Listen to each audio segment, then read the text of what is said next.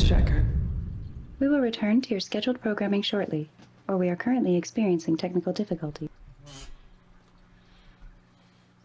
What is going on, YouTube? Michael J. Crawford, the anti-tracker here. Good to see you today.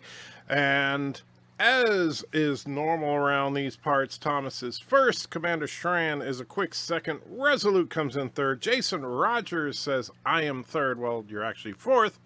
John, the former peasant, says third, but you're fifth. Captain Cat says hi. Commander Ironwolf says, hey, guys. And then Jason says, nope, I'm fourth. Very, very good. And Mr. Lundell says, in the top five, unfortunately just outside of it. Mike Richards says, greetings from Columbus, Ohio. Good to see you, Mike. And Thomas throws a $1.99 into the chat. Thank you so much, Thomas. Says, arrest Bird of Prey. Absolutely, the man needs to be incarcerated. What's up, guys? This is James from the Lore Reloaded. I am your lore master to... Oh God! Not again! Oh. Huh? Well. Yes. An oldie but goodie. Thank you, Thomas. I truly do appreciate it. Mr. Wolverine says, howdy do. How you doing, Mr. Wolverine? James Pace, wanna be a photographer, says, I am here. I am her. The Last Jedi is the best movie of all time. TOS is trash. Did I mention it's opposite day? Wow. You had me for a second there. I thought you had just gone as Batwoman crazy as Alexander, but I see you're in still in one piece. And hashtag me poo. Thank you, sir. Although you actually should have put hashtag me too if it's opposite day. Just saying. I guess YouTube figured out how to fix the notification issue. It sends you like 5 at once. Did you get 5 notifications for this live stream, Bradley? That's crazy. BIRDOPREY is here, says, arrest yourself. Yeah, you know, let's see. Who's the one guilty of murder? Oh, that's right. It's you. That's right. It's you. Captain Cat is lulling. John, the former peasant, says, hey, you're a Russian bot, not German. Unsubbing, un-U-boating. Actually, well, obviously, ich bin ein is, in fact, German.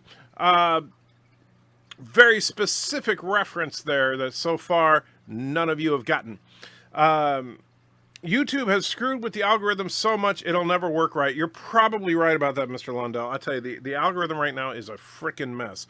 Honestly, they need to do something. And Chris says, I am 7th of the infinite. Okay. John says, back update. I was like, back update? What are you talking about? And you meant my back. I'll get to that just a minute here. Let me get through the next couple of chats, and then I'll go over where I'm at with that. Mr. Lundell says, just call him Machine Gun Joe. Yes, that is, yeah. Careful, bro. BIRDOPREY be screaming, get me gun. That's probably true. Sci-Fi Sith says, hello there. How you doing, my friend? Mike Richards says, JFK. Wrong answer. And so look carefully at it. Resolute Germ throws $2 in. Thank you so much. And says, hashtag Bird is above the law.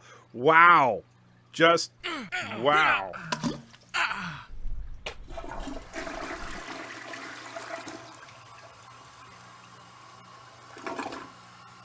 You know, I might have to redo that one, except have Bird get flushed instead of Lore at this rate.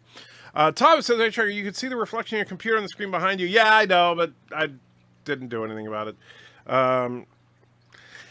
And they're doing something. They're messing it up. They are. Oh, man. My friends called me Speed Limit Joe. Okay. And every time I hear an algorithm, I picture Al Gore dancing. You and me both. So here's the deal with the back thing. So today I spent a good portion of my day out getting some lab work done.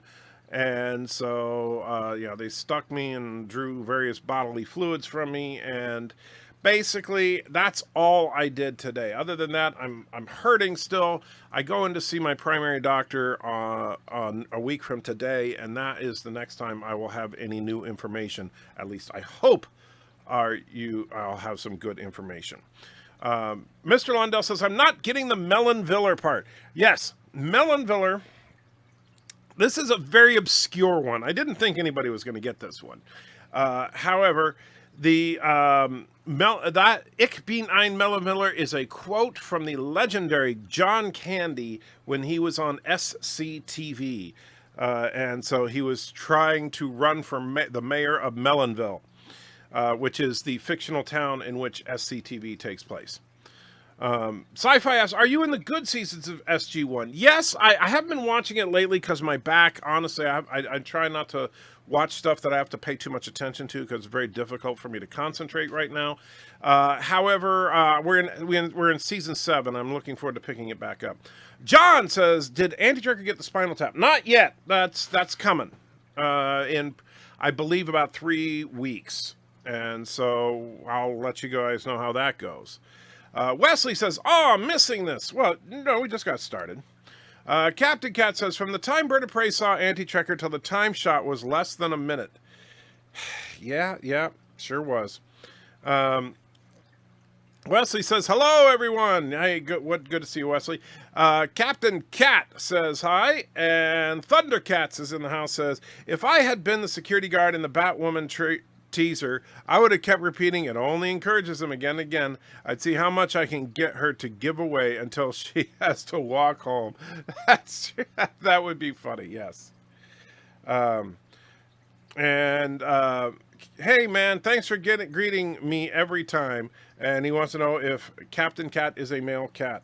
I actually, assuming for a minute that Captain Cat's prior name was correct for that person's gender, then yes.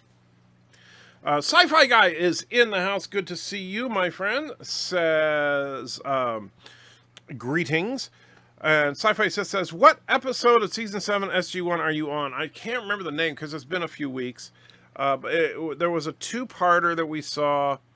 And I remember there was like one involving them racing with some spacefaring race that they like have this big race and they were helping him out. But we haven't gotten to Mr. Miles's favorite, which is I think Hero, if I remember correctly, which is another 2-parter, but we haven't gotten to that one yet. John says, my pops got the Spinal Tap done too. It was not pretty. You're going to need the day off. Oh, I'm off work right now, John. I've been off work for over a month already, and it's probably going to be another month or 2 before I get back to work, unfortunately, which hurts the finances, but got to do what you got to do. But they're not just doing the Spinal Tap. They're also replacing the cartilage in one of my knees because the specialist that I saw, the spine and joint pain specialist that I saw, is convinced that my bad knee is aggravating my bad back. And so, Wesley, I've seen the base. But I haven't messed around too much in it because there's a technical problem, which is that I cannot access one of the pieces of equipment that I tried to. It says access denied when I tried to get in there. So I think that there's a problem with how that's set up. But so when they replace the cartilage in the knee and they replace they do the Spinal Tap thing, then we'll see where I'm at. And so, what do you think of the mustache twirling Stargate villain Anubis? Not the worst mustache twirling villain ever. You know. Is that a Cylon computer virus? Very good, Thomas. You get a gold star. You nailed it. Of course, the hint is that it's surrounded by Battlestar Galactica ships. But yes.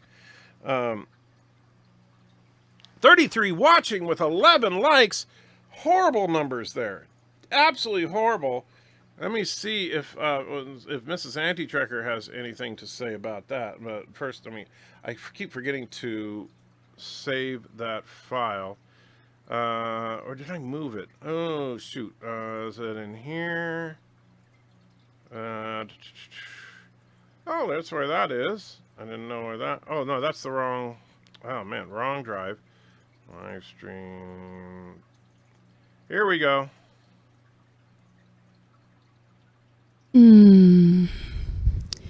Hit that like button.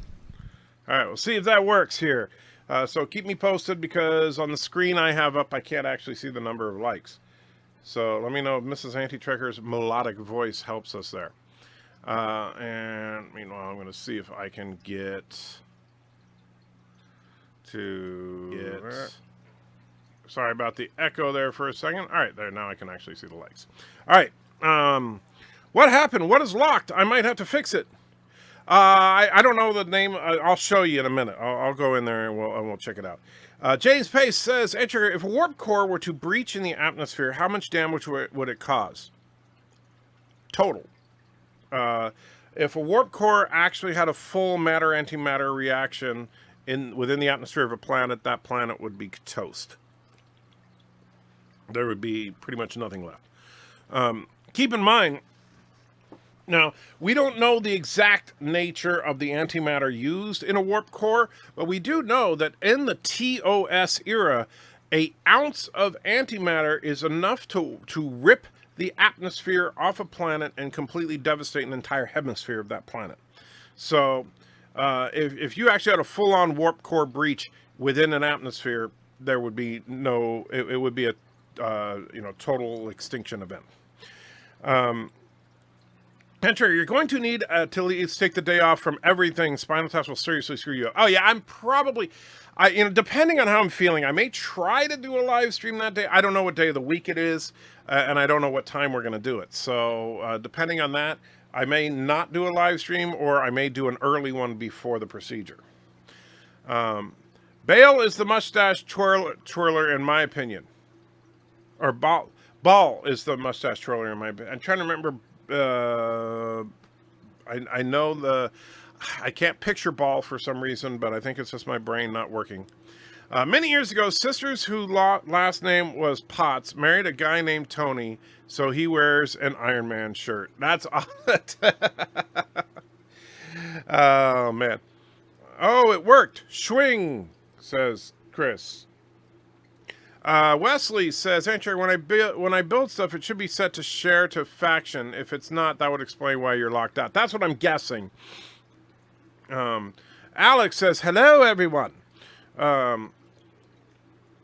Sci-Fi says, Anubis or Apophis for best Goa'uld villain.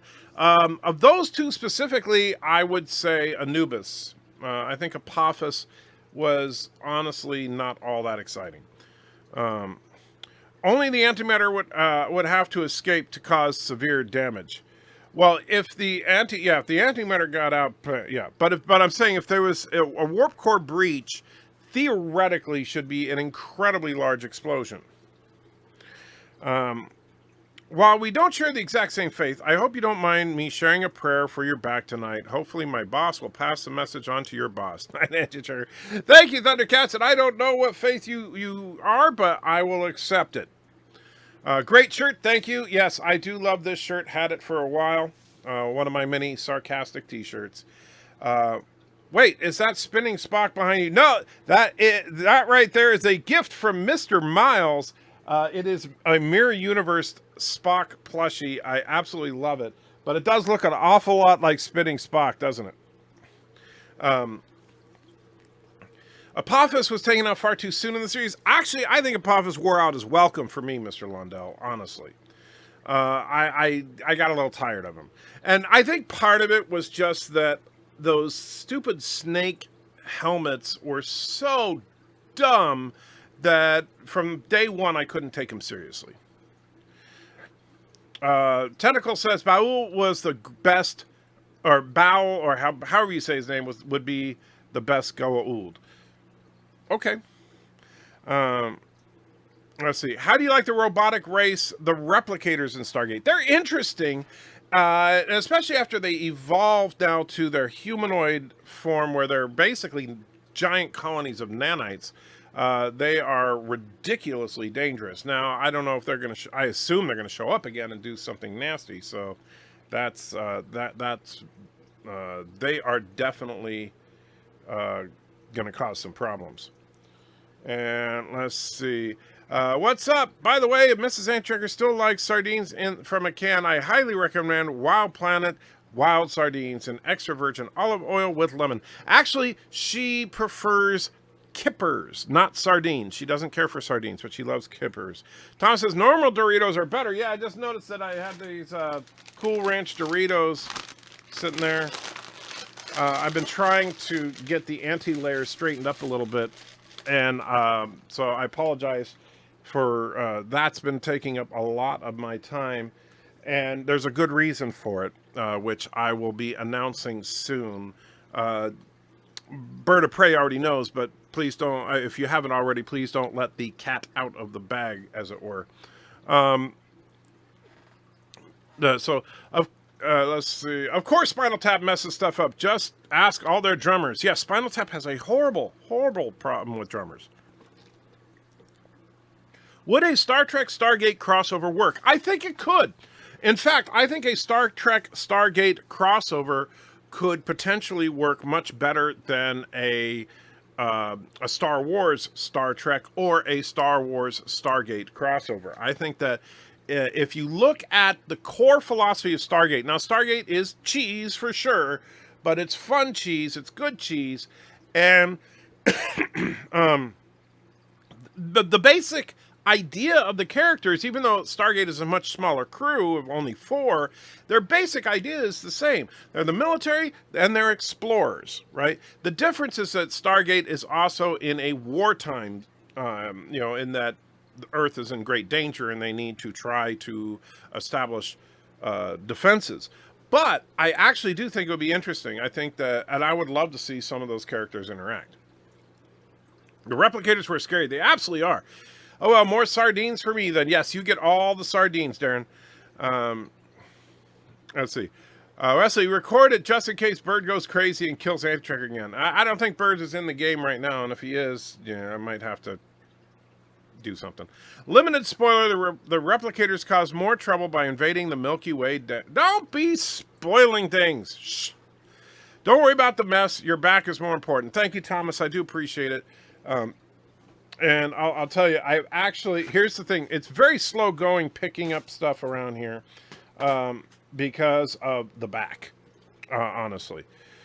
And the, I get a lot of use out of this thing, one of these claw things, because I can't bend over to pick anything up. Let's see. Just got the notifications. That's the way it goes, Bird. Doritos, Anti-Tracker, those aren't very keto-friendly. I know, I'm getting rid of all the non-keto-friendly food that I have. I've been cheating a little bit. Mrs. Anti-Tracker's been very gracious to me because of the fact that I'm going through a lot right now. You have a cat in a bag? I'm calling PETA. Hey, first of all, you leave the cat in the bag with some seasoning. You got to let it marinate for a while. But, Rusty said, if I did my first love stream, who would watch? Well, I don't know if I'd want to watch a love stream with you, Wesley. I'm just saying. I don't know if I'm ready for that. Now, I don't know. Just seems kind of weird. But no, in all fairness, though, especially if you were doing a live stream revolving around Kerbal or Space Engineers, I definitely recommend it. If I didn't have time to watch it myself, I'd probably watch it later. Because I'm sure it would be very educational for some idiots like me and Bird of Prey. Borg versus replicators. Honestly, Malachi, with what I've seen, I would have to give it to the replicators. I don't and keep in mind, I'm talking specifically about the evolved replicators, not the original replicators. I think that the evolved replicators would be immune to nanites. And therefore, the Borg could not assimilate them, but they could assimilate the Borg.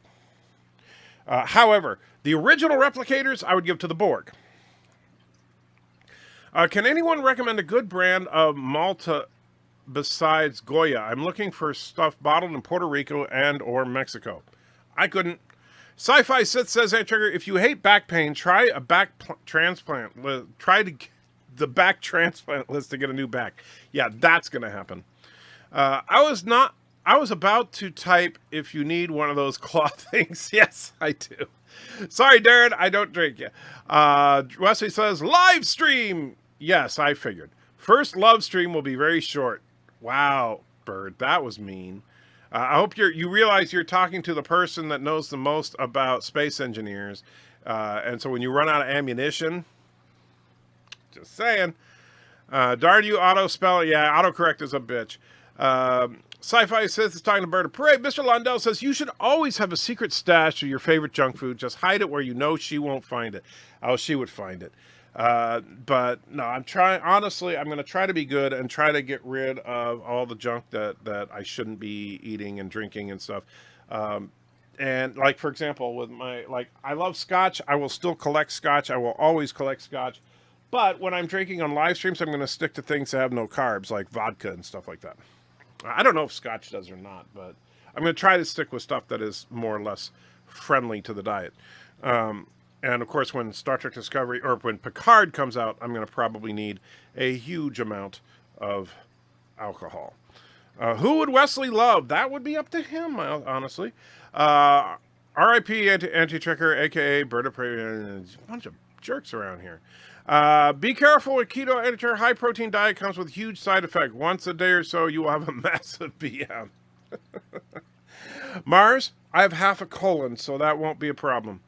John DeMarco says, hello, all. Hey.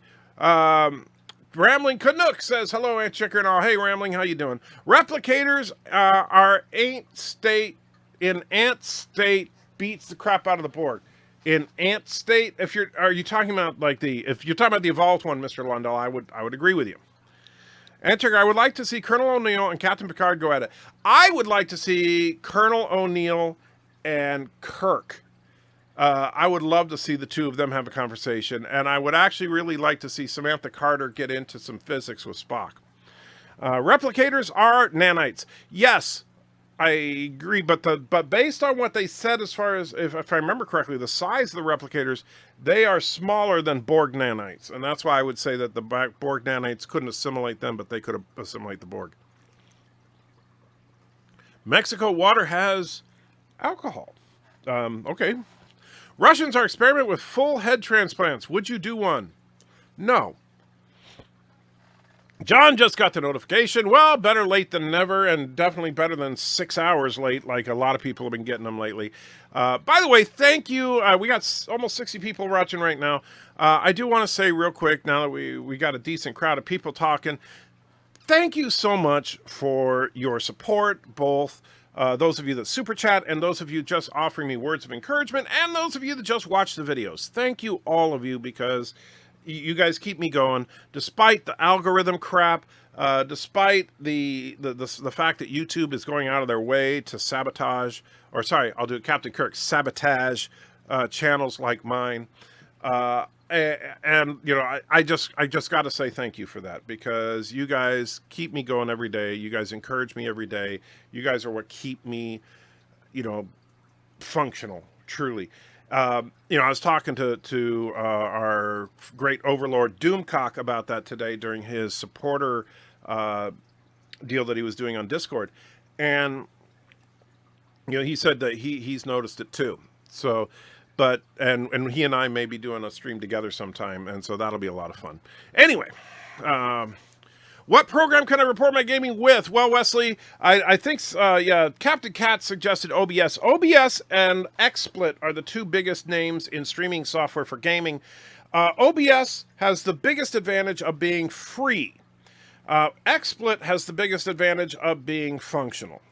And I'm not saying that to be a jerk or anything, but XSplit is a better program, but you got to pay for it. So there's that. Let's see. Klingons would have won, shown in yesterday's Enterprise. Talking to Sci-Fi Sith. Klingon Empire versus Federation all out. Well, that's only because the Klingons are traitorous, honorless jerks. You know, and I can prove it. First of all, we had a Klingon shoot an unarmed man on BIRDOPREY stream the other night.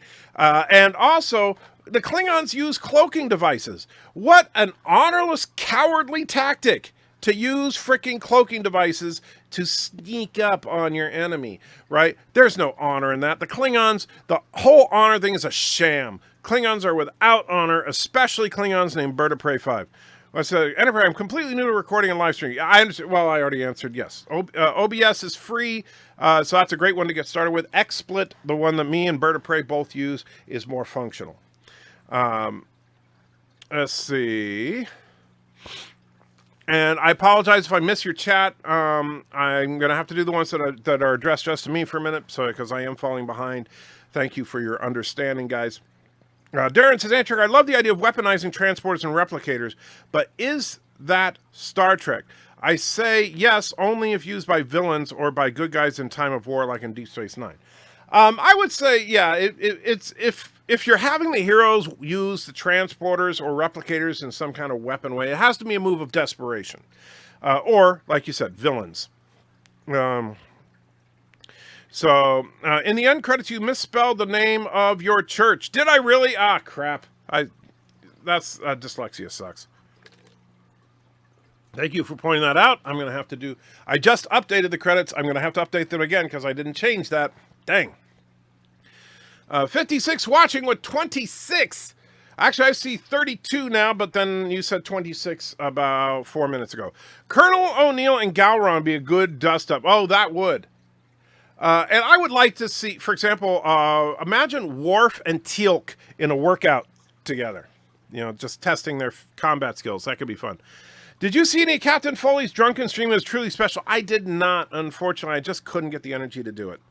Gowron versus an ophthalmologist. The ophthalmologist would run in terror. Wesley, anti-tracker, I support. I keep talking and talking and talking and space Kerbal engineers. Yes. What is the name of the black guy character on SGN? Teal'c. That's yes. Goa'uld versus Klingons in an all-out war. That's an interesting question. The problem is there's one factor we don't know. Relative strength of shields and weapons compared to each other. Now, I haven't done enough research to really compare the two. So, but without those kind of numbers, it's hard to really say whether or not, for example, the weapons of a D7 could penetrate the shields of a Goa'uld mothership and vice versa. Now, as far as hand-to-hand, I would definitely give it to the Klingons. I think that, first of all, at range on the ground, it is clear that Klingons do not build weapons simply to intimidate. They do build weapons that are functional as well. The Klingon Disruptor is every bit as effective as a phaser or any other handheld projectile-type weapon. And so much more accurate and therefore much more deadly than a staff weapon, which that's been... And staff weapons are also ridiculously short range compared to even a standard gun. And so, and then up close and personal... Batleth versus the various knives we've seen from the Goa'uld, Batleth will cut right through. Where is that SOB? Don't know. I'd have to know what SOB you were talking to. Trek reviewers in the house. Good to see you. Chief says Teal'c versus Worf. Teal'c would be an interesting fight against Worf.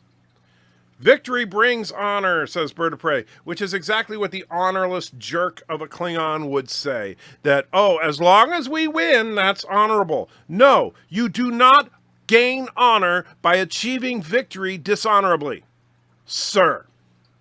I think the outcome of the Federation versus Klingon Empire depends on which era you're talking about. It does, and yeah, I mean, if you're talking TOS before the Klingons had cloaks, but after the Klingons had cloaks, because in Discovery they had cloaks, but in TOS they didn't, but then in TNG they did again. But if you're talking about the Klingons without cloaks, it is, from what we've seen, a pretty even match. And it would be very interesting. The Klingons were confident the Federation could win. Or, I mean, the Klingons were confident that they could win. The Federation was confident that they could win. So I think that that would be interesting. However, if you get into the TNG era, the cloaking device is a huge game changer. Because with a fleet of cloaked ships, you can, granted you have to be very careful about it, but you can outmaneuver your opponent, get to a system that's not defended, bombard that system, and get out before they can rally any kind of response. In war, victory is honor, says Tentacle. Well, no, victory is victory. Honor is how you achieve that victory. And so if you win a war by fighting dirty, there is no honor in that. You have victory. but you don't necessarily have your honor. The Kuroga Klingons are without honor. Very true. Spelled Teal'c, yes. XSplit is $8 for 3 months on the Humble Bundle. I didn't know that one. Teal'c versus Worf already said that. Breaking news, the leader of Kuroga shoots his hunting partner, Anti-Trekker. Luckily, Anti-Trekker survived the hunting trip. Yes, very true. Imagine Worf and Teal'c fighting over Troy. Don't think that would happen because Teal'c has better taste than that. Worf obviously doesn't. Teal'c well, actually he does because he got over it and then hooked up with Dax, which I'm sorry he stepped up. Especially, I'm sorry, Marina Sirtis. I'm not going to be saying anything nice about her anytime soon. Teal'c has healing powers per Goa'uld in his pouch. That's true. So that does give Teal'c an advantage there. But I think Worf is probably the better fighter. Bird says, "Oh, you take her. No, you take her." Okay, now I'd buy it, Bird. And BIRDOPREY will be screaming, "Give her to me, yes," so that he can have her with his AOC, Nancy Pelosi, and all that. Yeah. Sci-Fi Sis says, which Star Trek faction can take on the Stargate SG-1 Asgard in a straight fight and war? Well, that's the problem again, Sci-Fi Sith, is that we would have to know exactly how powerful the Asgardian weapons are in comparison to, say, the Federation weapons. However, I would say definitely the Borg could take out the Asgard. That's a given. As far as the Alpha Quadrant factions, which mainly Klingons, Federation, Romulan, Cardassian, Ferengi or nothing. But I would say that if anybody had a good shot at it, it would probably be number one, the Romulans, because their cloaking devices are probably on par with the cloaking technology that we've seen in SG-1. And they have some of the most powerful weapons and powerful ships around. So I think that would be an interesting fight. If a railgun can penetrate a Goa'uld shield, so can the shields. So those shields are pretty useless. I have not seen that tentacle. That might be something that is yet to come for me. So if a railgun can indeed penetrate Goa'uld shields, then yeah, then any Star Trek faction could win then. Because we know that at least with Federation shields, you need a whole lot more than a railgun to get through them. At least as you're talking TOS or later. If you're talking about Enterprise era, well, then that's different. Let's see, try to get it here. The Klingons probably was the honor before... the Klingons probably was with honor before the Romulan trade. Yeah, I think that the Romulans, what happened was the Klingons... gave Romulans superior ship designs. The Romulans gave Klingons cloaking devices and taught them that honor doesn't really matter. What day does the extended Endgame come out? I'm not 100% sure, Thomas. I'm trying to figure out if it comes out on Thursday or Friday. Right now, my local cinemas, I don't see any listings for it. But me and Mrs. Anchecker want to go see it. And so if we can, we will. But I don't know. I genuinely have no clue. Hit that like button, guys. Yes, thank you, Captain Cat. I do appreciate that. And so, let me go back to Mrs. Anti-Trekker, of course, wants you to hit that like button, too.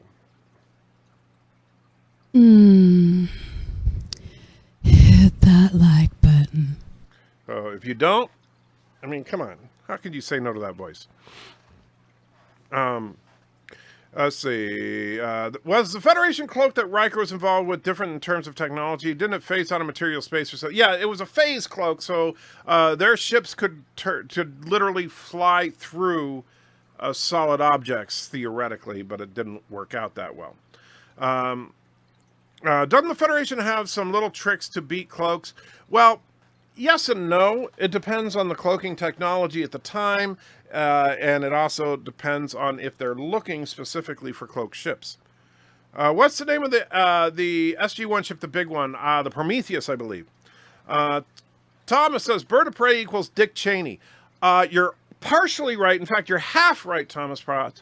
He is not Cheney.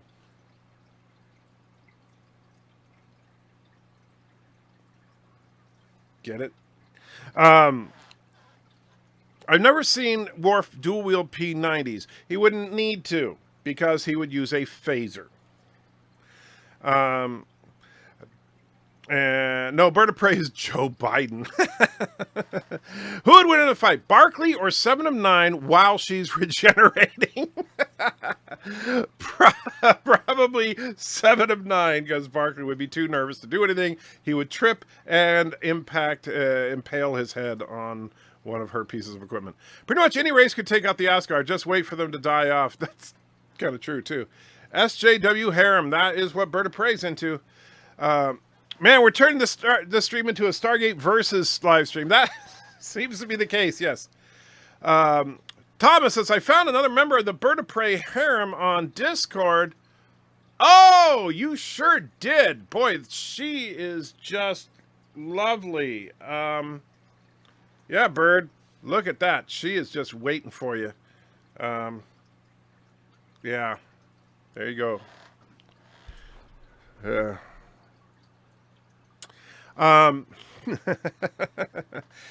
You said Asgard. Hey, so did Jeff Goldblum in Thor Ragnarok. The Asgard were more bluffers than actual warriors. They bluffed the Goa'uld for centuries. That's true. Asgard aren't the most powerful by far in Stargate canon. Other races are more powerful. Asgard is just high tech.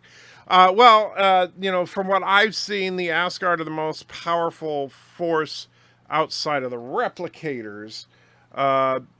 But their ranks are thin because of their war with the replicators. Honor is a red herring, says Retro TV Reviews. Well, honor is something that the Klingons are supposed to care about, but apparently they don't, especially Klingons named BIRDOPREY 5. I hit the like button already 3 times. Well, keep hitting it. Damn it, Scotty. Hit that like button. Extended Endgame comes out in conjunction with Spider-Man. Actually, no, it comes out this week, it says, which is the week before Spider-Man. But TOS Klingons were honorless because they were corrupted by human augment DNA during that era. Well, except that now what I understand now is that when we see Klingons in Picard, they're going to be Kling Orcs. So they're retconning the whole thing. The Klingons were always Kling Orcs, apparently. Motorcycle Chaps provides pretty much no Asgard. That is true. Honor's a red herring to Korogan dictators. That's true. Well, that's an oxymoron. BIRDOPREY says har har har because I guess he's laughing at the idea of honor. A couple of laughs in there. Barkley with his god power. Well, Barkley with god power is different. We're talking about Barkley, just normal Barkley. That's Bird in drag. It does look kind of like Bird in drag, doesn't it? I mean, that could be Bird. You could look at her and just hear her saying, Aria Nachi. Yeah, I think so. And BIRDOPREY says, I'm not begging. General Hammond versus Captain Picard. In what, Chris? That's the question. What's the contest? Because just in a fist fight, probably Picard, because Picard's in better physical shape. However, if it comes to a tactical situation, probably Hammond. But if it was a negotiation, well, that's an interesting one, isn't it? Wow, Bird, that basement dungeon is getting pretty crowded. Wesley wants to know who would get into a fight. Who would win in a fight, Barkley or me? Well, in a fight, Barkley. Sorry, Wesley. You're Wesley. She looks like Captain Foley with an even more Canadian haircut. I don't think she looks like Captain Foley. Now, come on. Let's see. That lady criticized Trump wife on how she dresses. Are you serious? Please tell me that's a lie. SGU introduces more powerful races, some not named. Well, I haven't seen SGU yet, so I can't comment on that. Stargate versus Battlestar. Well, what specifically? Are you talking about a ship-to-ship battle like the Prometheus versus a Battlestar? And then are we talking about the revised Battlestars like you see behind me right now? Or are you talking about the OG Battlestars? Because their weaponry and abilities are a little bit different. But actually, in all honesty, well, it's going to depend. Since we know railguns can penetrate those shields, Battlestar, I think Battlestars use at least in the reboot use projectile weapons. If those could penetrate, they're going to win because Battlestars are incredibly tough ships. I mean, armor unlike anything that exists in the SG universe. However, they don't have shields in that in the traditional sense. Is it using a cloaking device dishonorable? Sneak up on your prey instead of glorious combat? Exactly. But that's the thing. Bird of Prey 5 and his Klingons have no honor. Don't let them fool you into thinking they're so honorable. And this is coming from an OG Klingon. Look at me. I know. And let's see. 62 watching with 41 likes. That's not too bad, actually. Think of cloaks as high-tech camouflage. Kind of, yes. Let me make sure I didn't... Oh, I'd missed a couple entry. I wonder how Colonel O'Neill do a log entry. I would love to see that. Scotty, I can't hit any harder, Captain. BC-303 battlecruiser versus a Goa'uld mothership in a straight fight. Well, are you saying they never actually have a straight-up fight? I mean, I haven't seen one yet, but are you saying that doesn't happen and we don't already have a distinct answer? Feige said they're planning on having an overlap with Spider-Man the way Black Panther benefited from Infinity War and Captain Marvel benefited from Endgame. Well, yeah, but Captain Marvel, but what I'm saying, Darren, is that the release of the Endgame recut or the Endgame with extended scenes is the week before Spider-Man, which will probably benefit both. But I don't know I just haven't seen the listings in my local theater yet. But everything I say like when I looked at articles and stuff, it says it's coming out on the 28th, which is Friday. But typically when something comes out on 28th, it means that on the evening of the 27th, you could see it. But I don't know. Let's see. No, Hammond was a boxer. I didn't catch that. However, I would still probably give a physical fisticuffs to Picard because boxer or not, Hammond is not in good shape. Signs into YouTube, check subscriptions, read Anti-Trekker's live stream title, realizes Anti-Trekker is indeed a Nazi. What are you talking about? First of all, look at the name of that town and try and figure out the reference. I did mention the reference earlier. That is a very specific reference, and it has nothing to do with the National Socialists. Thanks for getting me demonetized, by the way, Multi-Gun Man. And it says, hi, how's it going? Well, I was doing good, but now I'm demonetized, so you ruined yet another day for me. Thomas says she works for Vogue. Really? That works for Vogue? Who would win, Wesley or his image in a mirror? That would be a tie. Battlestars can take a hit from a nuke. Yeah, they're very tough ships. Who would win, Wesley or a paper bag? Again, a tie. Battlestar Tech are weak. It's all projectiles. Stargate have shields. Right, but but here's the thing. And this is why I was speculating, Tentacle. If we establish that the shields in SG-1 can be penetrated by a railgun, would, for example, the main guns, not talking the nukes, the main guns on the Battlestar, like if you look at and unfortunately, the 2004 Battlestar is over there still. But I knock over the stand. On the 2004 version of Galactica, there's large guns up on the spine of the ship. Could those guns, since they are penetrate the shields of something like a Goa'uld mothership or the Prometheus? I think that's a legitimate question to examine. Daggett versus Tweaky deathmatch. Who wins?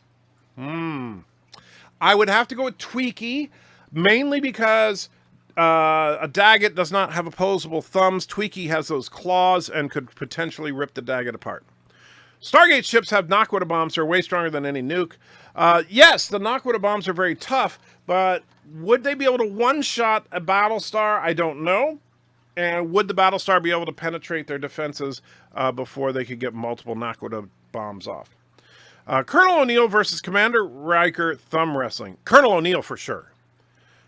Absolutely, Colonel O'Neill would win in a thumb wrestling tournament with Commander Riker.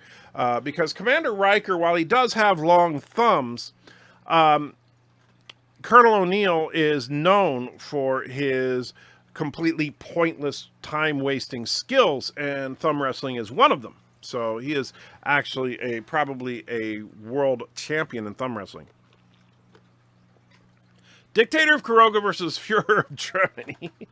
What are you trying to get me in trouble for, multi-gunman? First of all, depends on what the contest is. If the Dictator of Kuroga sings a song, then the other person you mentioned would immediately die. I mean, we saw what it did to the crew of Voyager. You're going to like the season 7 finale of Stargate SG-1. I don't doubt it. I can't wait to see it. Wesley says, that's it. I'm going to join Bird Team now. The mighty Kuroga Empire will rise. What? Ah, great. Just freaking great. Look, Wesley, you got the brains, but come on. You're Wesley Crusher. You're not the guy that's going to win in a straight-up fight against somebody. You have to outthink them, but they're talking about a fist fight. So, just to be clear.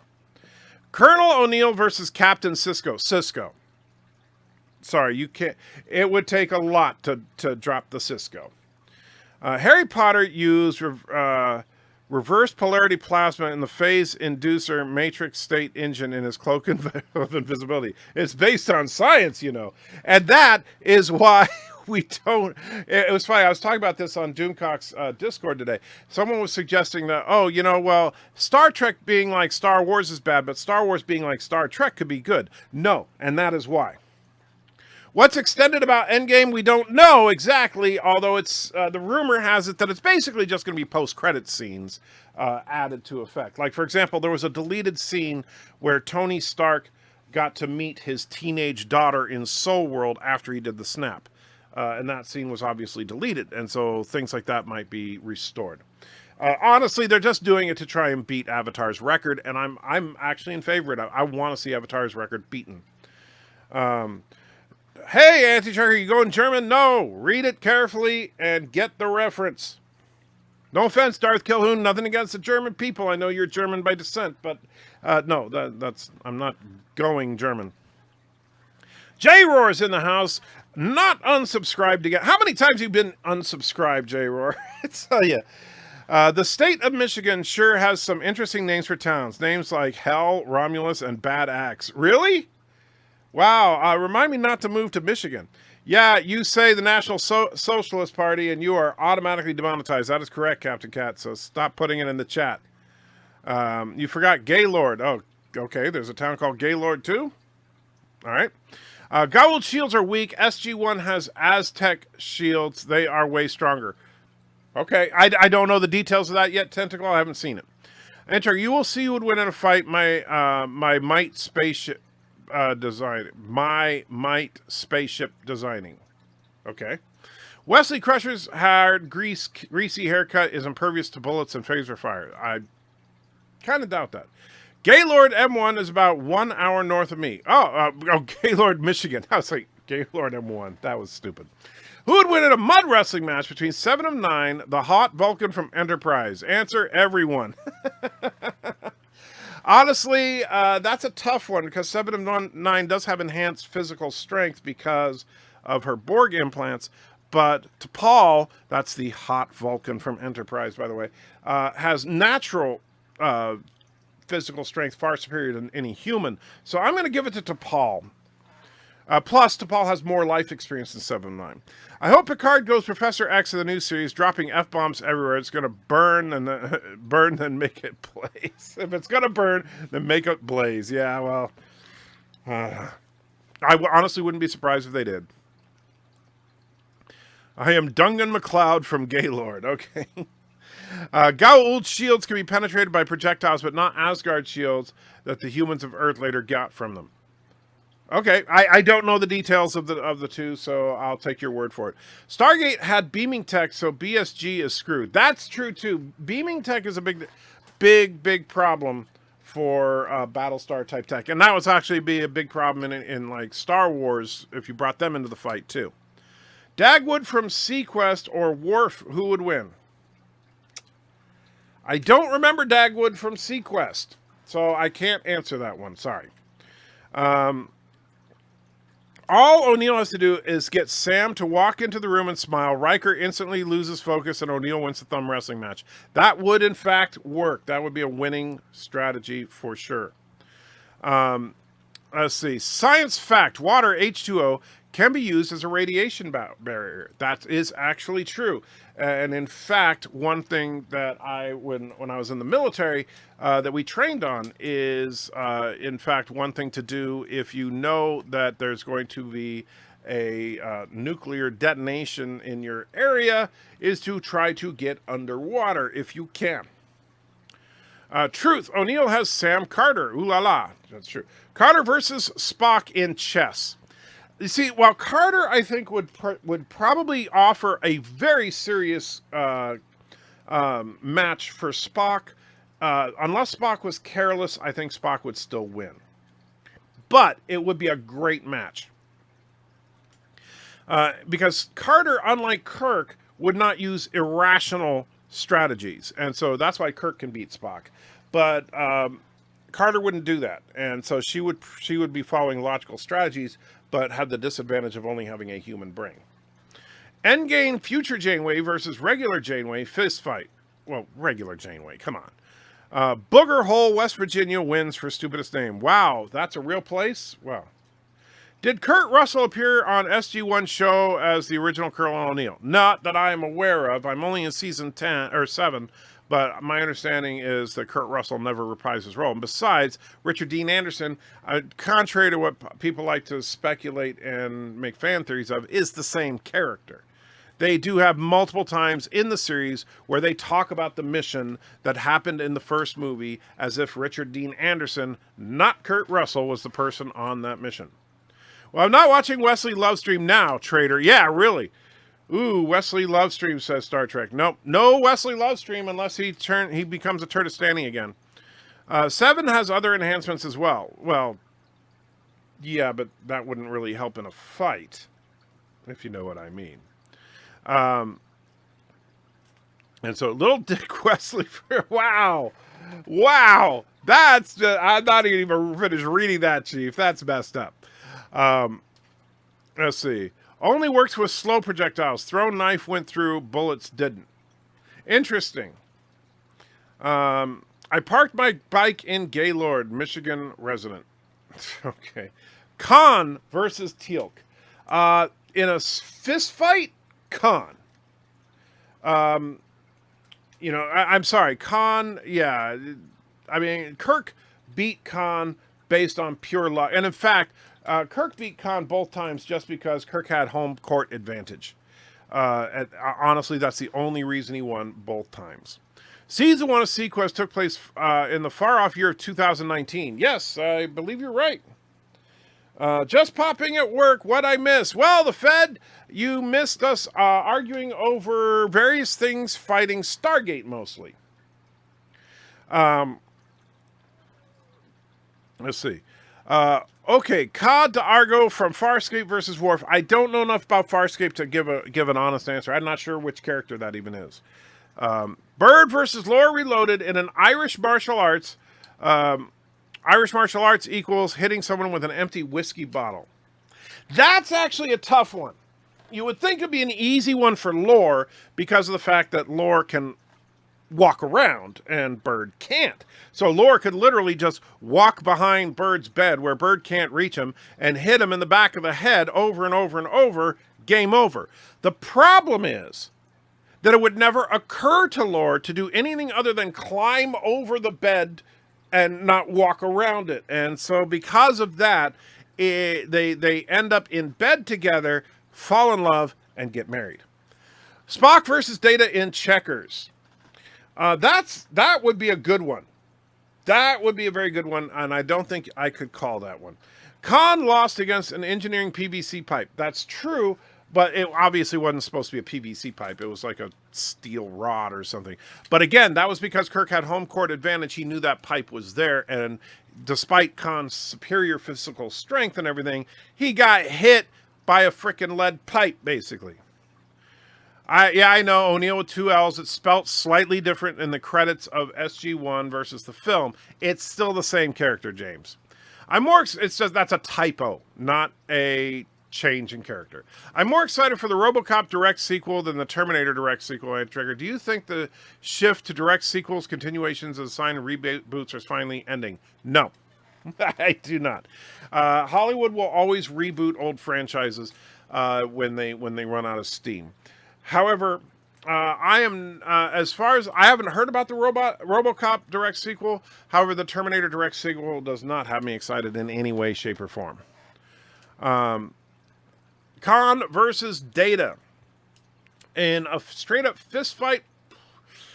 That's another tough one. I don't know how, I know a couple of you calling Data. I think that Data would probably win that one, but it would definitely be a close one. And it would depend on if Data was going to be brutal enough to do it, because Data can be a little passive sometimes. The producers of Stargate allowed Anderson to play O'Neill the way he did just to get him on board the show. And I'm okay with that. I don't think that he had to imitate Kurt Russell to make it a good character. And in fact, I liked Richard Dean Anderson's O'Neill better than I like Kurt Russell's O'Neill. There is a Middlesex and intercourse in Pennsylvania. That I knew.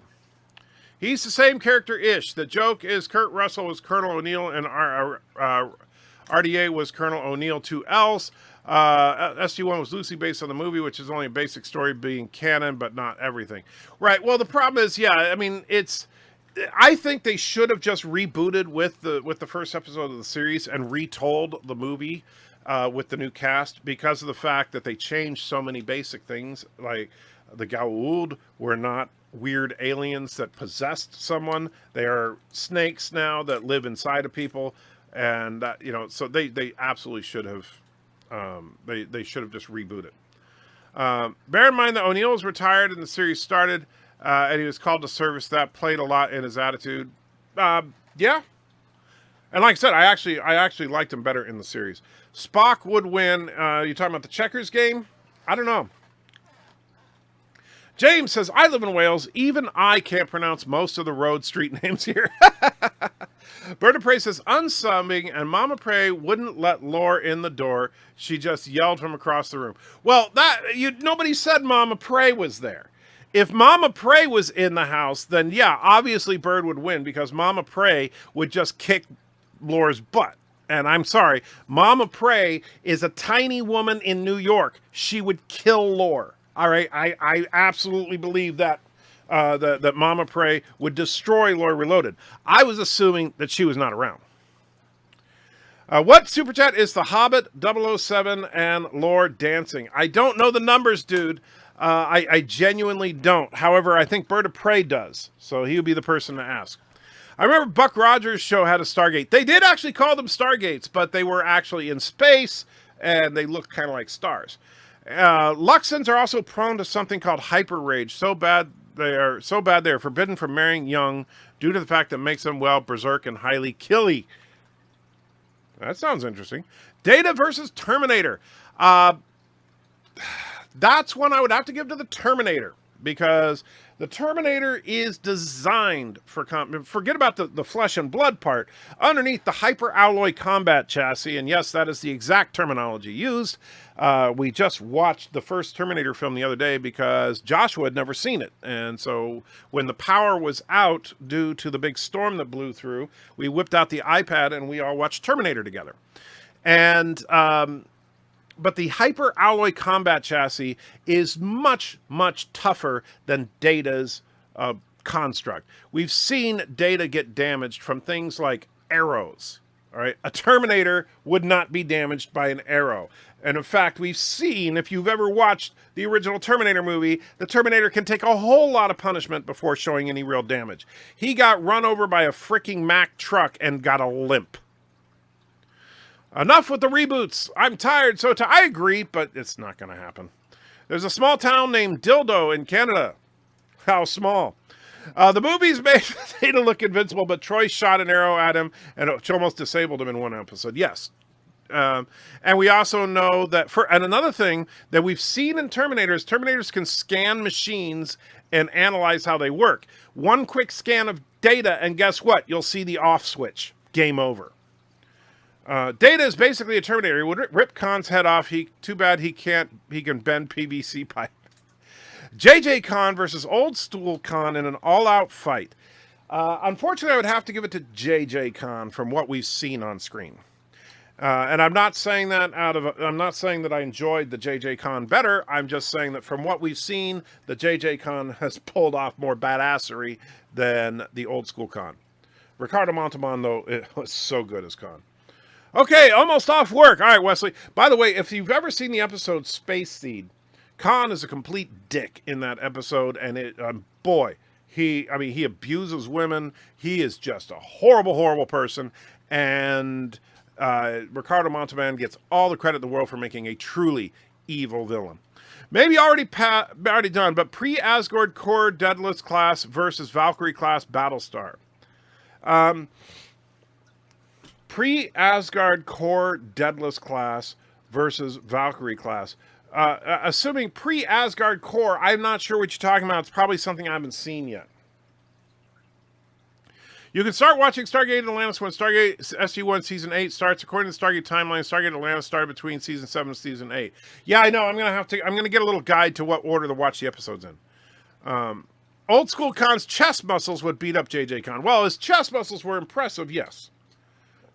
Bird says, what super chat? He was asking about the 007, I'm not sure, the Hobbit 007, meaning the Quantum of the Force, and lore dancing. So yeah, Quantum of the Force is what he was asking about, Bird. Old School Con all the way. BIRDOPREY would have to tell Alexia to call Mom if she wasn't there. That's true. You forgot Sis O'Prey. She's really a good shot, according to Carnival Gaming. Lore has no chance. Well, but again, the question was not the family O'Prey versus Lore Reloaded. It was just Bird O'Prey versus Lore Reloaded. And keep in mind, the only reason they would fall in love is because we've all seen the video evidence that they kind of love each other already. Data versus Mirror Data. Well, Mirror Data, because he's more ruthless. Teal'c versus Cisco. That would be a very close fight, and the two of them would eventually respect each other and have a drink at Quark's. BIRDOPREY 5007 and let's see. We've seen Data apparently get injured by an arrow. Data apparently get injured by an arrow, but in first contact he could withstand bullets. Yeah, that makes no sense. And BIRDOPREY saying is MEGGACHAT 4. Thank you. Terminator free on YouTube. Yes, the television version is free with commercials on YouTube. That is true. But I have it on Vudu, so we were able to watch it without the television edited version and without commercials. Kirk versus Cisco in a ship-to-ship fight a la Balance of Terror. Wow. That would be something I would pay money to see, Fed. A ship-to-ship Kirk versus Cisco fight, a la Balance of Terror, or the end of Wrath of Khan.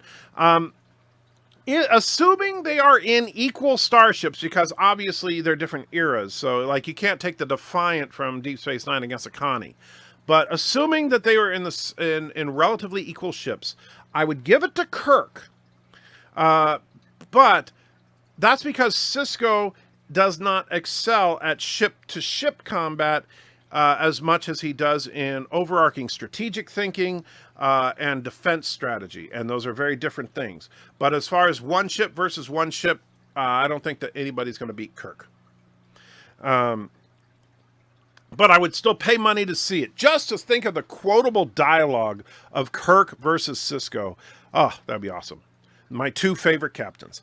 Have you ever seen the RoboCop versus Kane fight at the end of RoboCop 2? Yes. It's one of the best stop-motion animation sequences you'll ever see.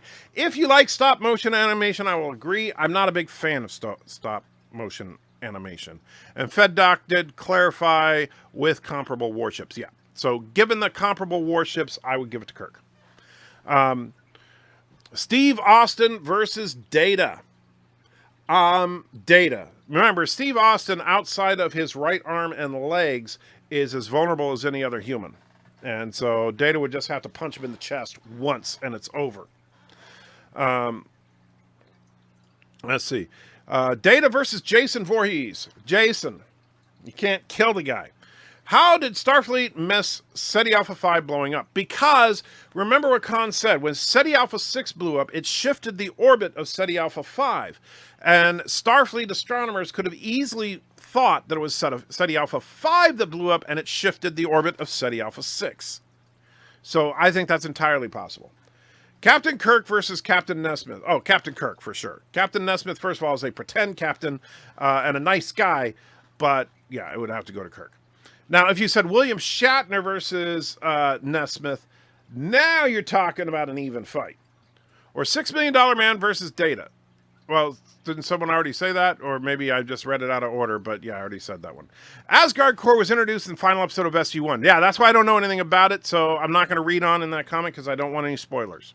Breaking STD Season 3 to feature the Horta as a primary villain. Oh, jeez. Don't forget Sassy. Oh, we'll have Sassy taken care of. Besides, Sassy works for us. I've always wondered that myself, Mr. Cap. He says to Mr. Captain, oh, about the SETI Alpha 5 thing. The fight would never, Data versus Lore, the fight would never end. Well, it depends on which Lore you're talking about. If you're talking about Lore Reloaded, no, Data would crush him. But if you're talking about Data's brother Lore, yeah. The BC-304 class battlecruiser appears, I think, sometime in the latter half of Season 8. Yeah, so I haven't seen it yet then. Speaking of video evidence, UBERCHAT number 4. Thank you, Bird. I truly do appreciate that. Even though you're a dictator, I do appreciate it. I now pronounce you man and turd. You may now kiss. Joshua, what are you doing? Nothing. I'm definitely not making you kiss Law. I repeat, I am not making you kiss Law. I'm definitely not.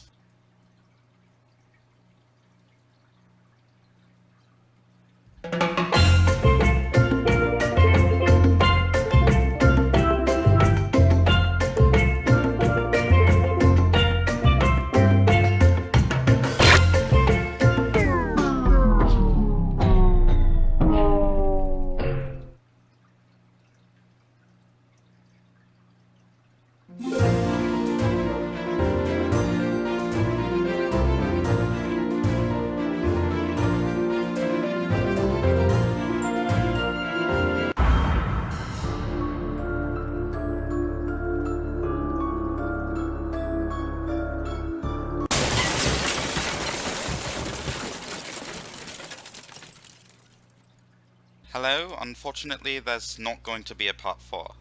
Dad just fixed the computer and he promises not to destroy it again as long as I don't do another one of those, so there's going to be no part 4. Wait, hold on, I just got a text message. Please do these videos, Part 4 is very anticipated. Nope, I quit.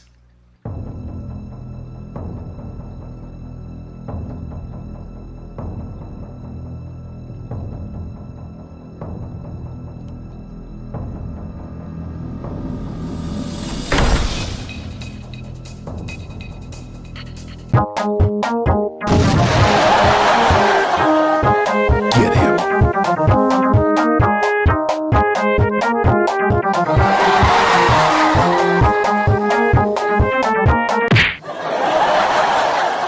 Sing it! Sing it! Sing it!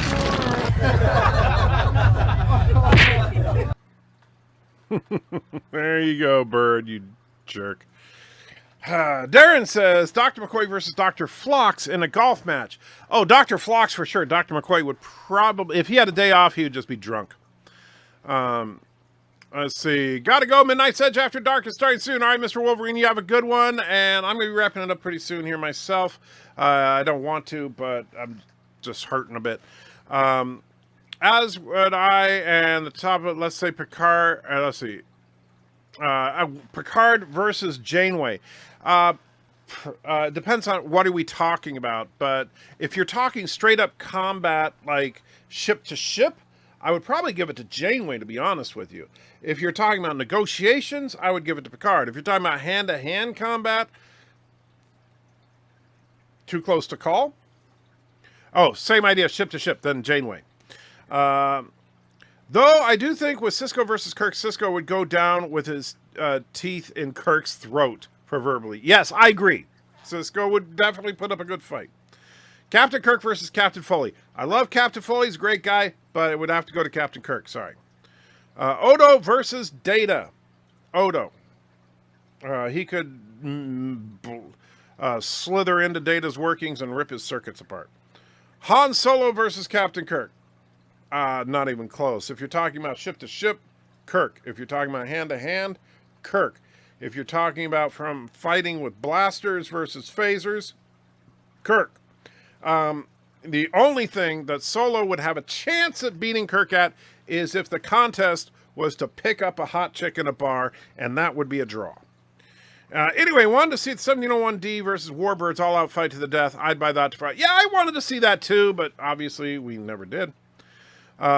In Man of the People, Picard allowed Crusher to do an autopsy against the wishes of a species, but he punishes her when she does it through a Ferengi, because they are not very consistent. Star Trek's, I mean, come on, we're talking Star Trek here.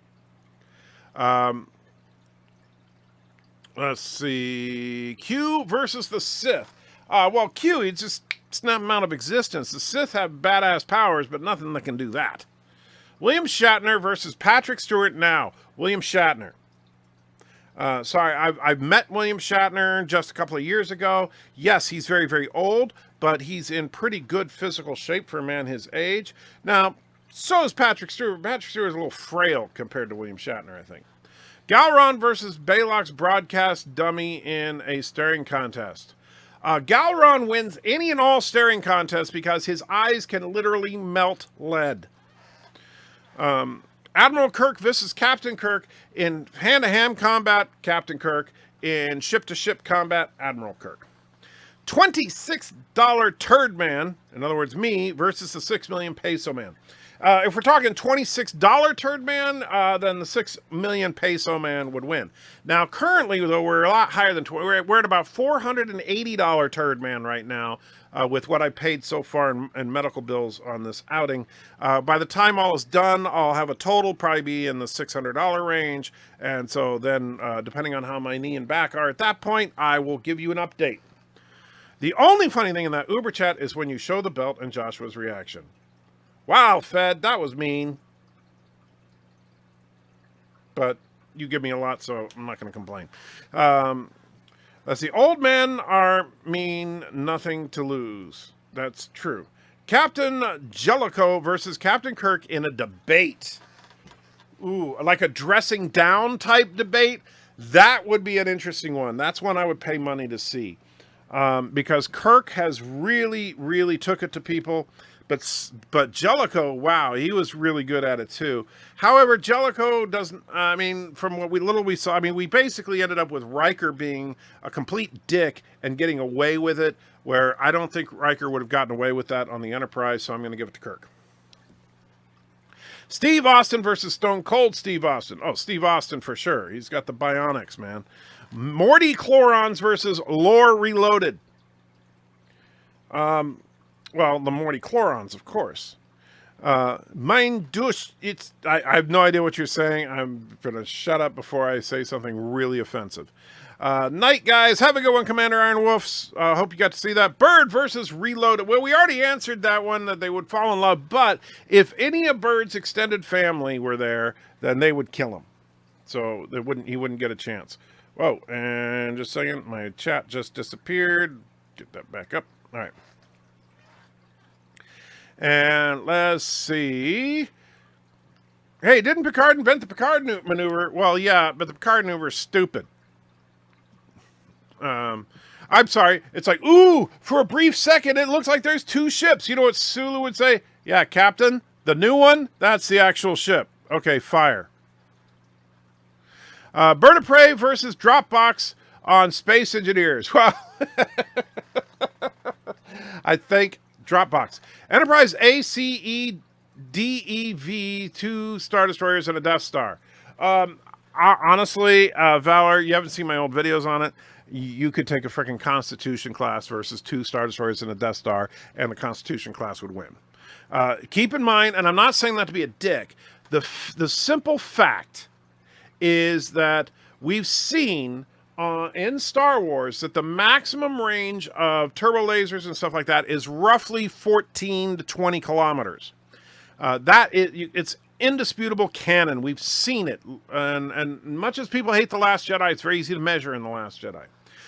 We've seen the Death Star super weapon is probably has a bit better range, I'd say, in the several hundred kilometer range.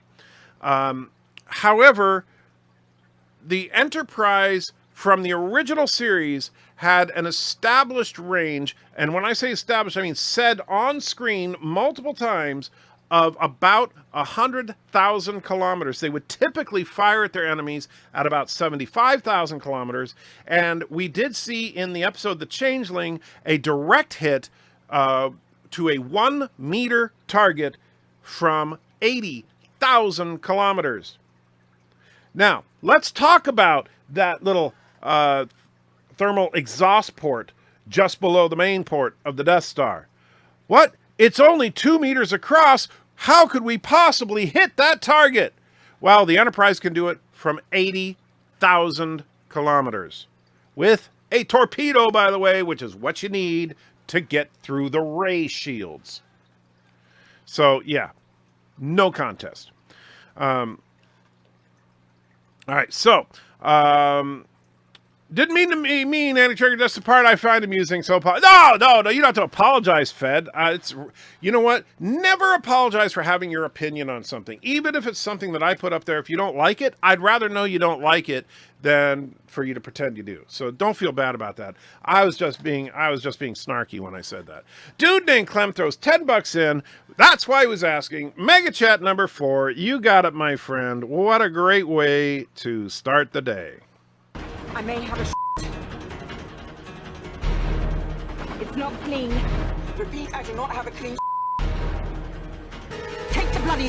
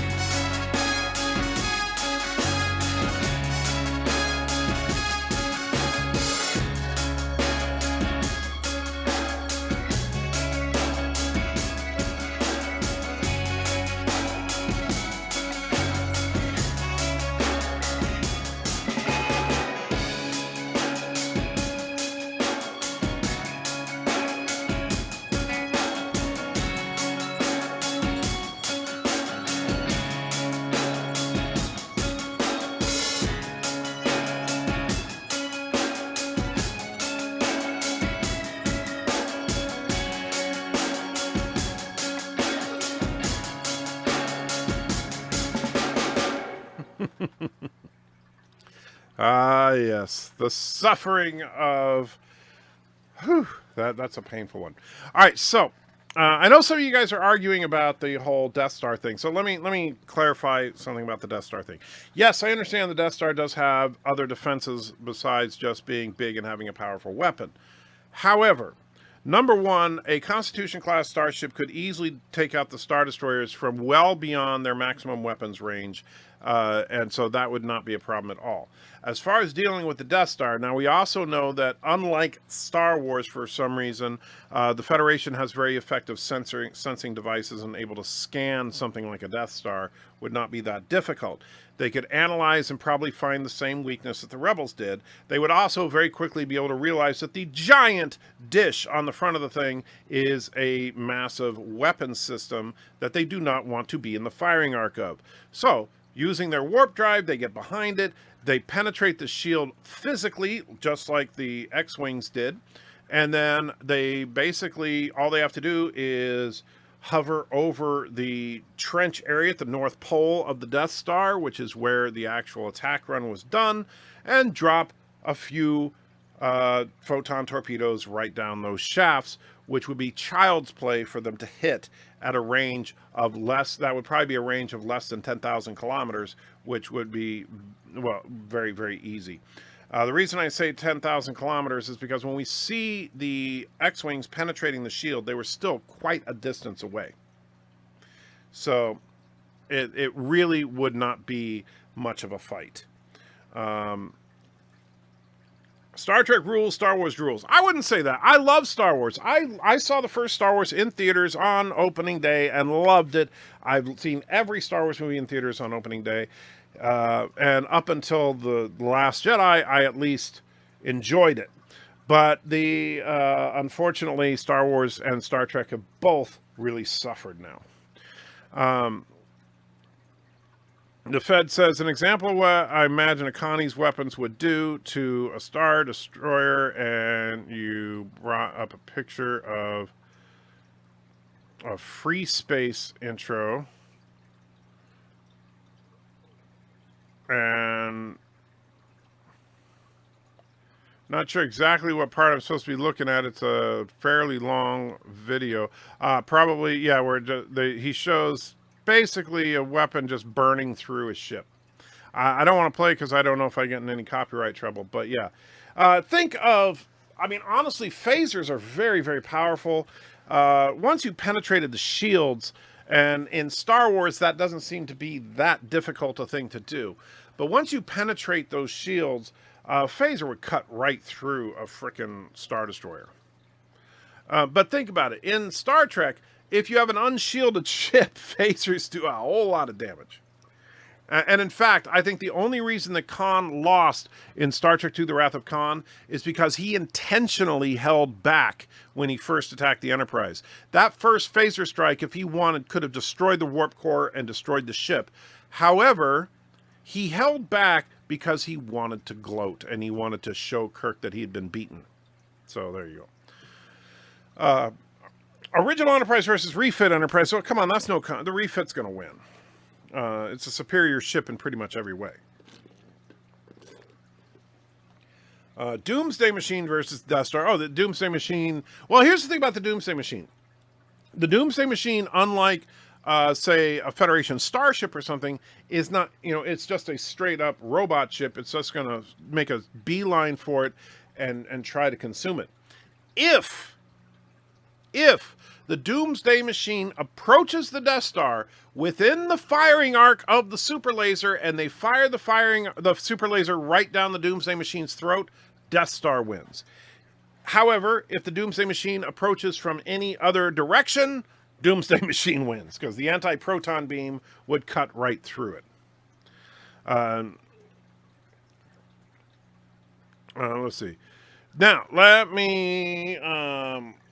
do one quick thing. I'm not going to spend a lot of time here, but I am going to bring up Space Engineers so we can take a look at what has changed at the anti-base. Hopefully BIRDOPREY is no longer with us because, we wouldn't want him to be able to see it.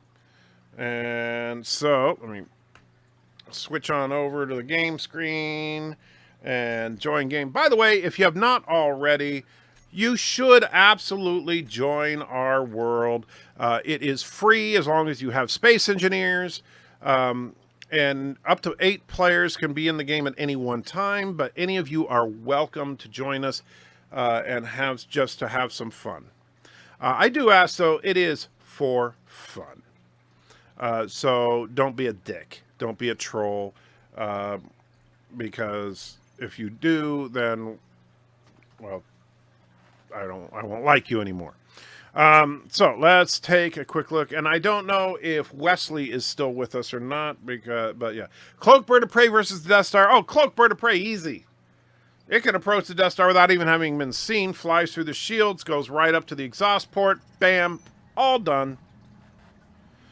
Bird of Prey sends a link for how to join and play the game. All right, so this is the anti-base. By the way, those lovely lights that you see up there, I put there. Thank you very much. This is the lake of ice that we were talking about, Bird. So since I see you're here. So my base is right here. We're still obviously under construction. Your base is going to be on the far side of this lake, which you have not started building yet because you're off in the distance. And so now I don't have anything on me because one problem with this game is that if you exit the game and come back, whatever you had in your inventory is gone. And because they moved a few things around when they were working on it, I don't know where everything is in the base. However, this is the beginnings of our base. This is our mining area. And so cool thing about our mining area that Cinnabon and Cinnabon and Wesley Crusher have been working on very, very hard. And these guys, by the way, massive props to Cinnabon and Wesley Crusher for this. Man, I'm just like, let me whip out the old drill here and so that we can... All right. Come on, let me through. Sometimes navigating around here can be a pain. All right. So you can see I'm directly above the base. And one thing that he told me about, so if we come up here, we do some mining. So, and we let the rocks just kind of drop. They roll down the hill into the collectors and get processed. So we don't even have to sit there and load them into the processing. It does all that automatically for us. And so great job there as far as a time saver, because we can just sit there and focus on mining away and then let the rocks just fall down and be taken care of. So awesome job with all that, Wesley, if you're here or if you see this later. Bird of Prey 5 versus Vader. My vote goes to Bird of Prey 5. Well, it depends. If Bird of Prey 5 sings, then you're right. However, if he doesn't sing, Vader. Okay, I know she likes bunnies from the Super Chat, and I laughed when I saw you. Not sure what you're talking about. Oh, Cinnabon Bunny, Mrs. Anti-Tricker. No, Cinnabon Bunny is not Mrs. Anti-Tricker. Cinnabon Bunny, however, is a great, great person. I don't know if Cinnabon Bunny is a male or female, honestly. I know that Cinnabon Bunny in the game is female, but that doesn't necessarily mean anything. Now, the only real problem I've seen from... By the way, Cinnabon, since you're here... you know, overall, I love the base, how it's coming along so far.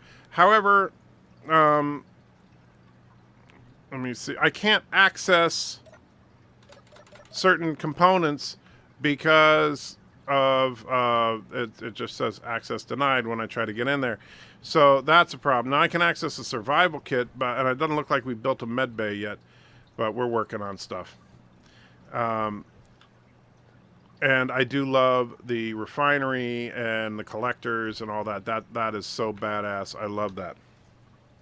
Wow, you smart. Make rocks go. Yes, we smart.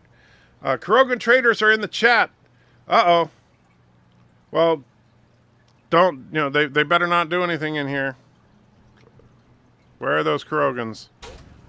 Come on, Bird. Where are you? Problem is, I don't know where anything is in this base right now because I knew where I had stuff stored before, but let me see. If we go in here, probably there. I need a hydrogen bottle, really. But I don't. Do we have any handy? What's this? Oh, here's a hydrogen bottle. That'll work.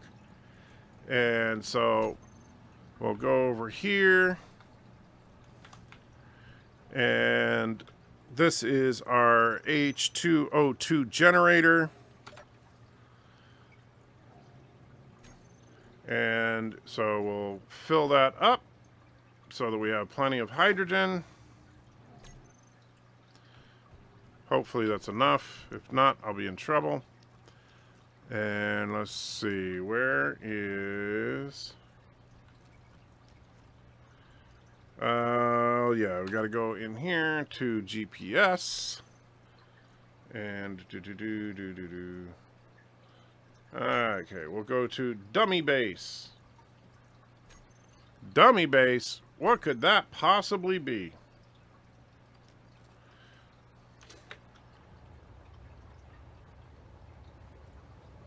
So we'll take a quick trip to the other side of the mountain here. TNG Borg versus Voyager Borg.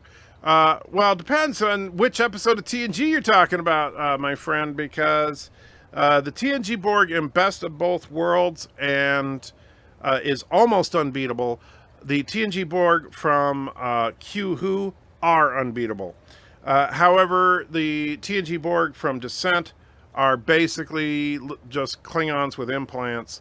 And the TNG Borg from iBorg are, well, unknown. So, yeah. However, saying all that, the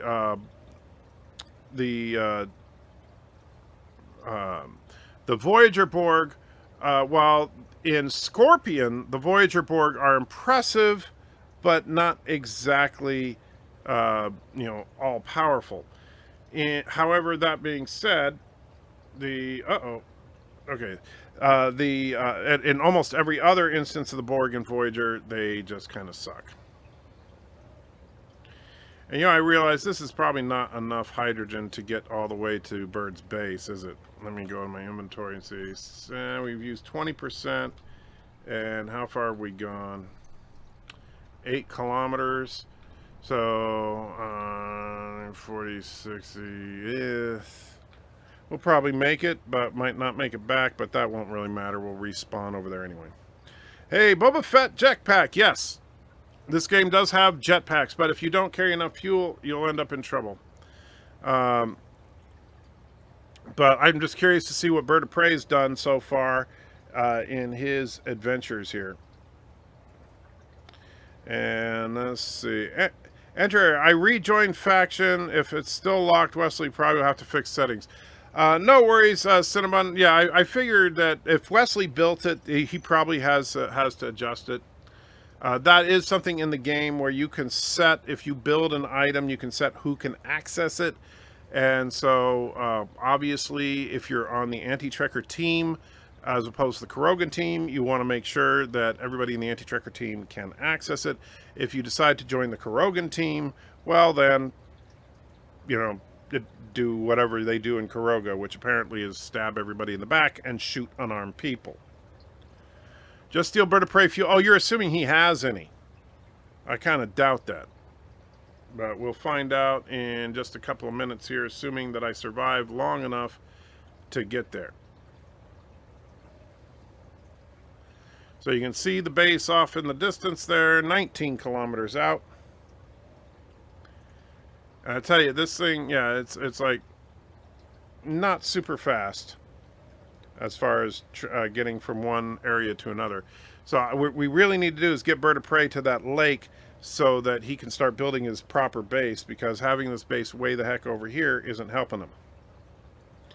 I've eaten plenty of animals though. Goliath, spider, gator, kangaroo, rattlesnake, and dog. Captain says, darn, I have to get to work, but I'll join you next time. Have a great stream. Thank you, my friend.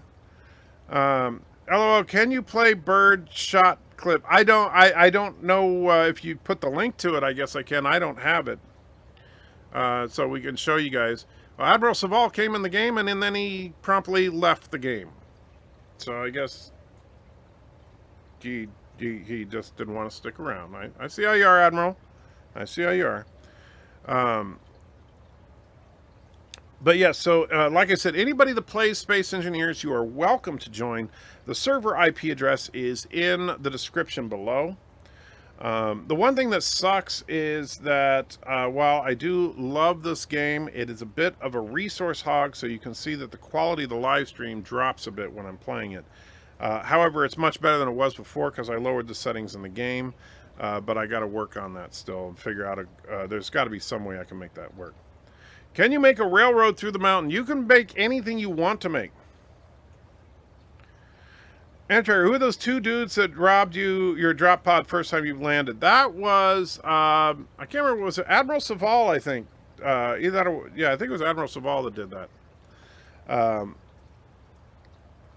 BIRDOPREY puts the shot clip in the chat. All right, we'll check that out in just a minute, Bird.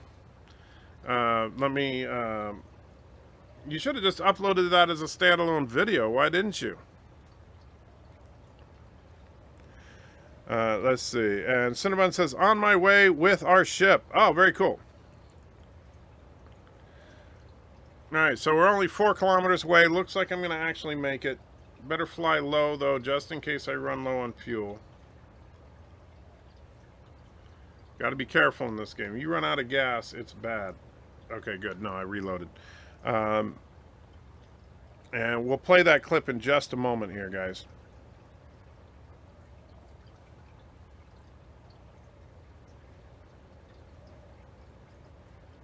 All right, so just 1.5 kilometers away.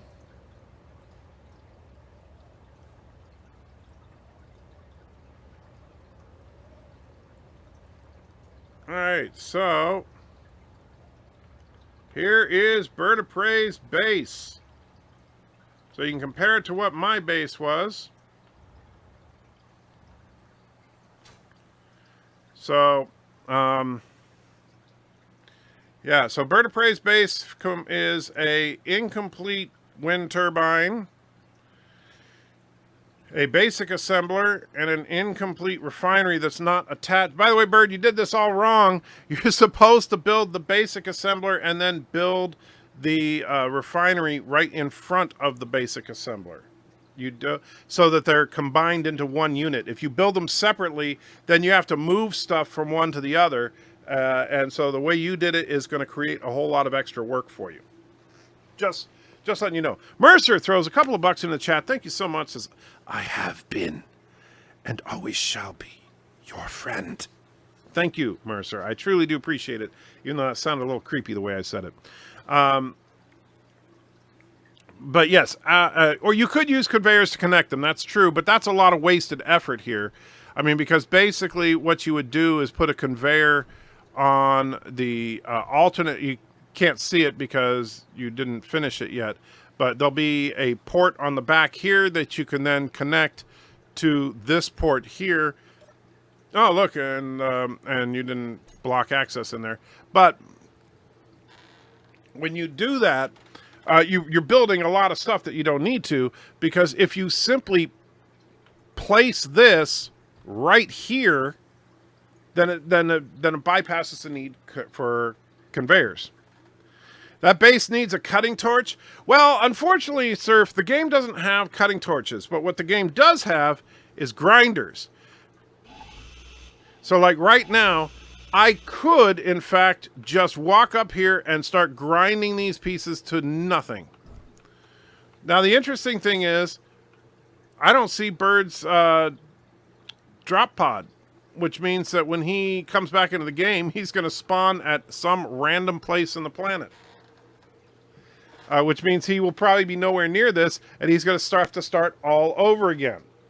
Good job, Bird. So, because you do actually need to build a place to spawn early on in the game. If you don't, you will not respawn. And Bird, I'll be more than happy to help you with that one of these days if you want. It's not that difficult, and you can do it with the pod, by grinding down your pod and then building a survival kit at another location. Anyone play Limbo for PS4? It's like $3 and creepy. I've never heard of it. So, yeah, Bert, I'm very tempted to just grind away your base because you will probably never see this base again, even if I don't grind it away. But I will leave it for right now. I will be a nice guy. And the reason being is that, of course, we want to go back and check out BIRDOPREY's lovely video evidence that he saved for some reason to prove what an incredible dick he is. Which kind of surprises me, to be honest with you. You would think that he wouldn't save that. All right, so let's see. You said it's at 2 hours, 12 minutes, 50 seconds. All right.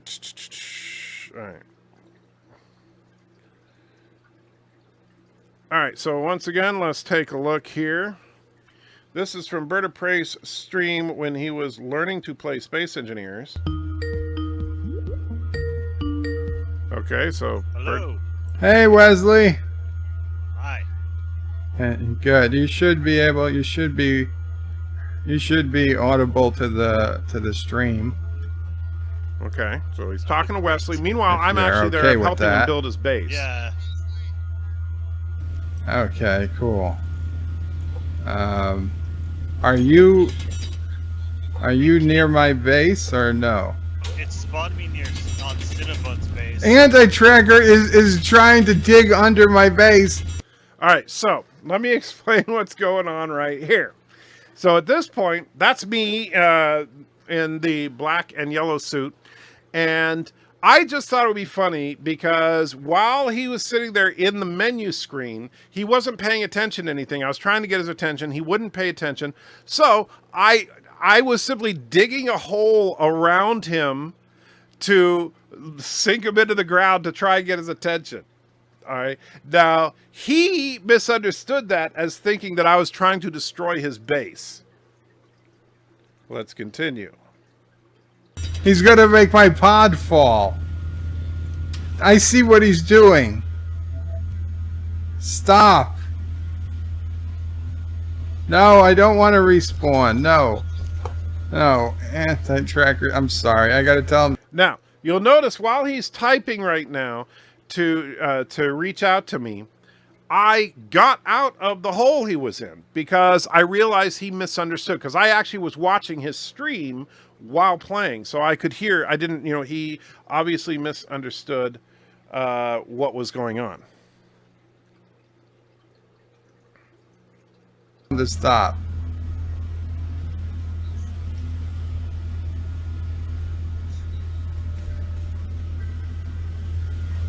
He's way too close. Now notice he said stop digging and I stopped digging.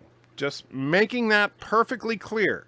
So BIRDOPREY didn't understand that I was just digging the hole as a joke around him. And then he asked me to stop. I stopped. No, god damn it. I gotta get the gun. I gotta get the gun. All right, so notice I am not near him right now and he's going for his gun. I have no other choice. You have no choice. I stopped as you requested. How is that I have no choice? That's like if the police officer says freeze, the guy freezes, and then they shoot him. He's not leaving you any choice, Wesley. Where are you, you son of a bitch? Okay, so now, notice I'm standing, because I understood that he didn't understand what was going on, so I backed up. I'm not carrying a weapon. That's a drill in my hand, not a weapon. I don't actually, and I'll tell you, I'm actually completely unarmed at this point because I wasn't going for combat. I was going to help out Bird. And by the way, at this point, I completed the construction of Bird's assembler that I was showing. The only thing he currently has functional on his base, I built for him. And so I backed off. I was like, okay, I'll no harm, no foul, standing a safe distance away. Who asked him multiple times to stop, and he did it, so... And he kills me. He just shoots me.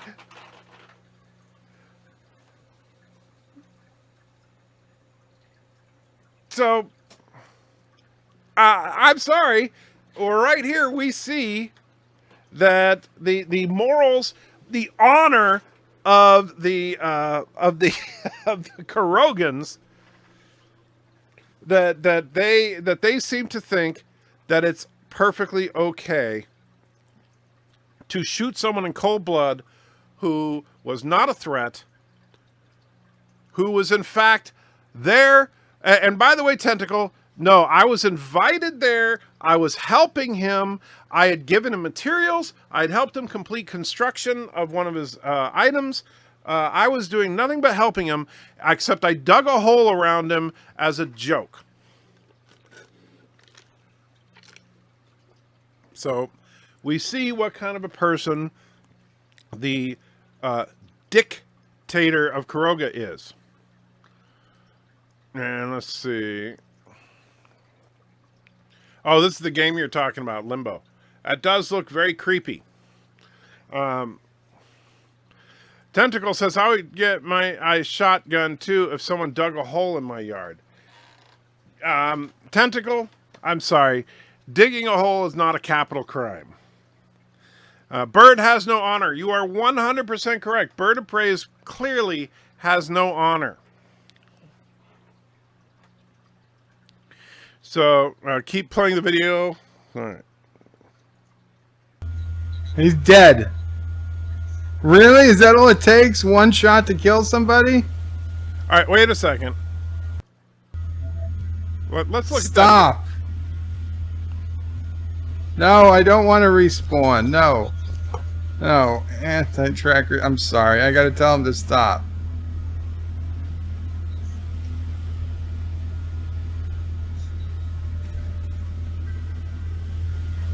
He's way too close. No, god damn it! I gotta get the gun. I gotta get the gun. I have no other choice. He's not leaving me with any choice, Wesley. Where are you, you son of a bitch? Who asked him multiple times to stop? And I counted 4 shots. 4. he didn't, so. He's dead. Really? Is that all it takes? One shot to kill somebody? I saw 4 shots.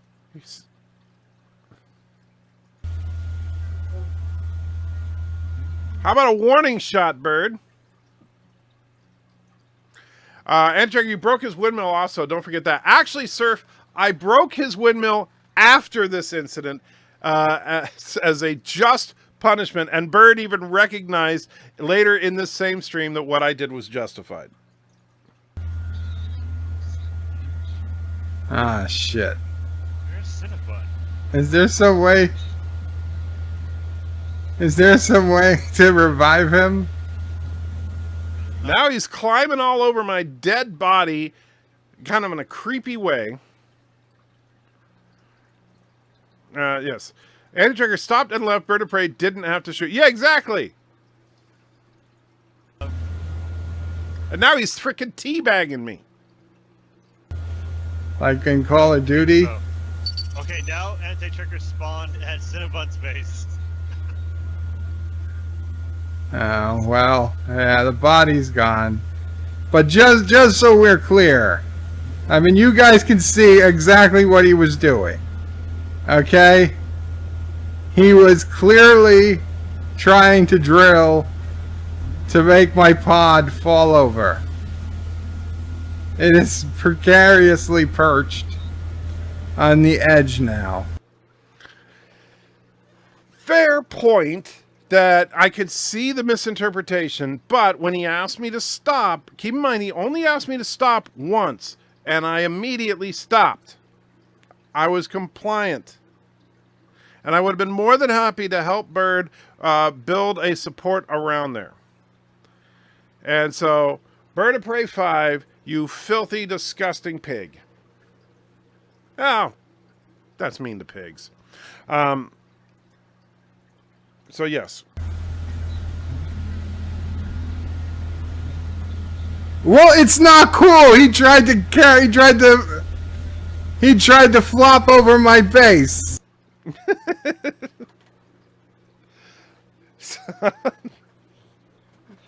So yeah, he says, "Oh, that's not cool," because he tried to flop over my base. Flop over my base. I'm going to make it my life's worth. I'm going to make it my life's worth to find the real killer. Okay, OJ.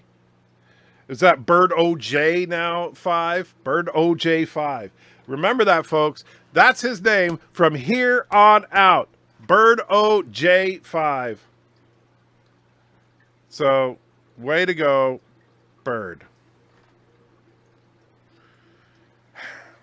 So that's the long and short of it. And so Bird of Prey, proven what a jerk he really is, and now he's taking off like the honorless dog that he is. So yes, Bird OJ5, make it stick, people. From now on, that is his name, Bird OJ5. I'm not going to read that because I'm always nervous about what that could be. If the bed don't fit, you must have quit. Remember, today, that's true. Today, Bird of Prey said, I have no problem justifying murder. Okay, Bird. Now, of course, he already ran away, but I'd like to hear him justify that murder. Bird is a real-life hut. All right, guys, I am going to wrap it up there, but thank you for hanging out with me. Really, I do appreciate it. And remember, Bird of Prey, what a jerk.